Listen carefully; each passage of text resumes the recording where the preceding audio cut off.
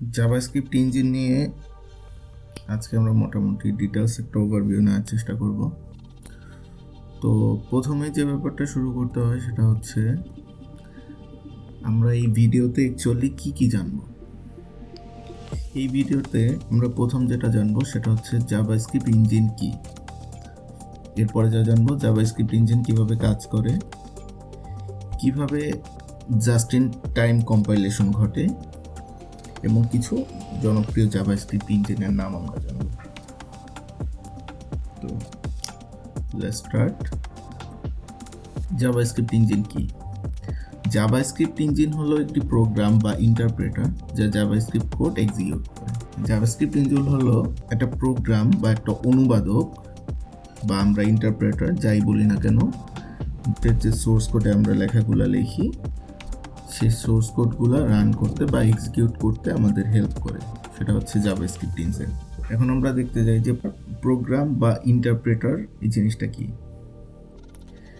যে অনুবাদক বা প্রোগ্রাম হাই লেভেল ল্যাঙ্গুয়েজকে লিখিত প্রোগ্রামের সোর্স কোডকে লাইন বাই লাইন করে মেশিনের ভাষায় অনুবাদ করে, কোনো ভুল থাকলে তা সংশোধন করে, পরবর্তী লাইনে কাজ করে, তাকে ইন্টারপ্রেটার বলে।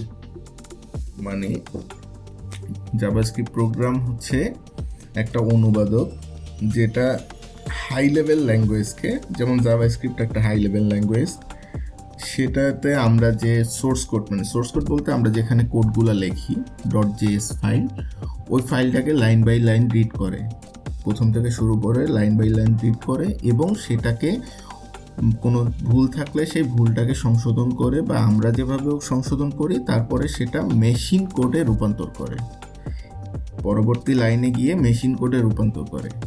এটাই বেসিক্যালি প্রোগ্রাম বা ইন্টারপ্রেটারের কাজ। এরপরে যেটা আসে যে জাভাস্ক্রিপ্ট ইঞ্জিন মূলত কিভাবে কাজ করে। একটা জাভাস্ক্রিপ্ট ইঞ্জিন মূলত কাজ করে পার্সিং এবং ইন্টারপ্রেট করে কাজ করে। ইঞ্জিনটি প্রথমে জাভাস্ক্রিপ্ট কোডটিকে একটি অ্যাবস্ট্রাক্ট ট্রিতে রূপান্তরিত করে।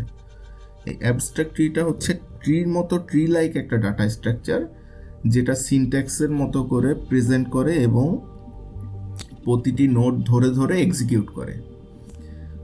যখন মেশিন কোডে রূপান্তর করে জাভাস্ক্রিপ্ট কোডটাকে এই ইন্টারপ্রেটার বা মেশিনটা, তখন জাস্ট ইন টাইম কম্পাইলেশন ব্যবহার করে। এই জাস্ট ইন টাইম কম্পাইলেশন ব্যাপারটা কি?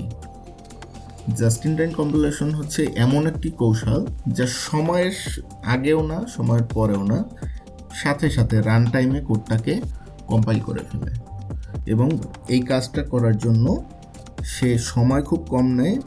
যেহেতু জাস্ট ইন টাইম কম্পাইলেশন করে, দ্যাটস ওয়াই এটা খুব দ্রুত আমাদের কোডটাকে এক্সিকিউট করতে পারে। এরপরে আসি যে কোন দুইটা ধাপ মূলত জাভাস্ক্রিপ্ট জাস্ট টাইম কম্পাইলেশন দুইটা ধাপে এই কাজটাকে সম্পূর্ণ করে। তো প্রথম যে ধাপটা হচ্ছে সেটা হচ্ছে ইঞ্জিনটি প্রথমে কোডে একটি হট কম্পাইলেশন করে, কোডটাকে লো লেভেল ইন্টারমিডিয়েট প্রেজেন্টেশন রূপান্তর করে দ্রুত এক্সিকিউট করার জন্য। এরপরে আসে ইঞ্জিনটি যখন এক্সিকিউশন মনিটর করে, এই ইঞ্জিনটি যখন কম্পাইলেশন করে তখন এক্সিকিউশন মনিটর করে সর্বাধিক ফ্রিকোয়েন্সি অংশগুলো শনাক্ত করে এবং মানে যে শনাক্ত করে সেটাকে আমরা হটস্পট বা বলে থাকি। এই হটস্পটগুলি হাই অপটিমাইজ মেশিন কোডে পুনরায় এক্সিকিউট করে।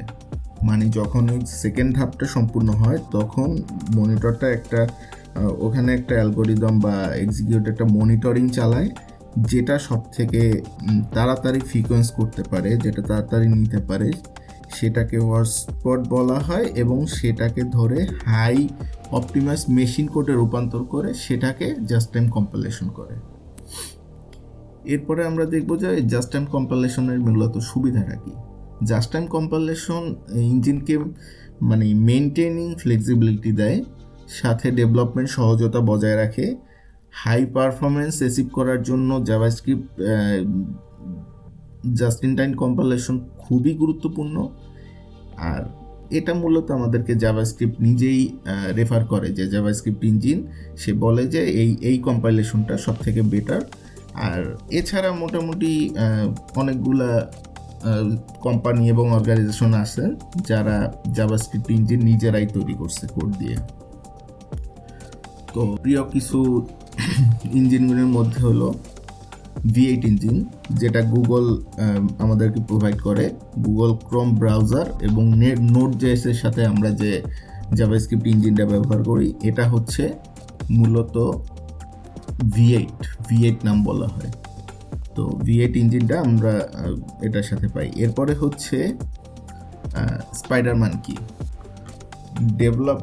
এটা ডেভেলপ করছে হচ্ছে মজিলা। আমরা যে মজিলা ফায়ারফক্সটা ইউজ করি সেখানে এই স্পাইডারমানকিটা ইউজ করা হয়েছে। ধরা হয় প্রথম জাভাস্ক্রিপ্ট ইঞ্জিন এবং এটার একটা লং টাইম হিস্টোরি আছে। এরপরে জাভাস্ক্রিপ্ট কোর আসে, যেটা অ্যাপেলের সাফারি আমাদেরকে প্রোভাইড করে। অ্যাপেলের সাফারির সাথে আমরা মূলত যে ব্রাউজারটা পাই সেখানেই জাভাস্ক্রিপ্ট কোরটা ইউজ করা হয়েছে। এরপরে আসে চাকরাটা মূলত মাইক্রোসফটের যে এজ এবং ইন্টারনেট এক্সপ্লোরার, যেটা আমাদের মোবাইলের সাথে দিয়ে দেয়, ডিভাইসের সাথে থাকে, এবং উইন্ডোজের সাথে যে মাইক্রোসফট এজটা ইউজ করি আমরা, সেটাতে মূলত চাকরাটা ইউজ করা হয়। এরপরে আসে নিট্রোটা বেসিক্যালি অ্যাপেল, তারপর ম্যাক ওয়েস, এরপরে টিভি ওয়াচ ওয়েস মানে ঘড়িতে, এইগুলোর জন্য মূলত নিট্রোটা ব্যবহার করা হয়। এটা হচ্ছে নিজস্ব একটা ওয়েব কিটের তৈরি জাভাস্ক্রিপ্ট ইঞ্জিন। এরপরে আছে হারমাসটা অ্যাকচুয়ালি ফেসবুক নিজে ডেভেলপ করছে ফর দেয়ার মোবাইল অ্যাপ্লিকেশন। ফেসবুকের যে মোবাইল অ্যাপ্লিকেশনটা আমরা ইউজ করি সেটাতে মূলত হারমাসটা ব্যবহার করা হয়, এবং রিঅ্যাক্ট নেটিভ অ্যাপ্লিকেশনগুলো যেভাবে সার্ভ করে বা যেভাবে চলে, যে কম্পাইলেশনের মাধ্যমে বা যে ইঞ্জিনের মাধ্যমে কোডগুলোকে রিড করে, সেটা এই রিঅ্যাক্ট নেটিভ অ্যাপ্লিকেশনের জন্য আমরা হারমাস ব্যবহার করি সবসময়। তো বেসিক্যালি এটাই হচ্ছে আমাদের জাভাস্ক্রিপ্ট ইঞ্জিন নিয়ে কথা। জাভাস্ক্রিপ্ট ইঞ্জিনের যে বাইরে আর আমাদের তেমন কিছু জানতে হবে না। তবে কথাটা হচ্ছে যে জাভাস্ক্রিপ্ট ইঞ্জিন যখন কাজ করে তখন প্রথমে আমাদেরকে সোর্স কোডটা ধরে, সোর্স কোডটাকে পার্স করে সেটাকে জাস্ট ইন টাইম কম্পাইলেশন করে মেশিন কোডে রূপান্তর করে এবং আমাদেরকে আউটপুট দেয়।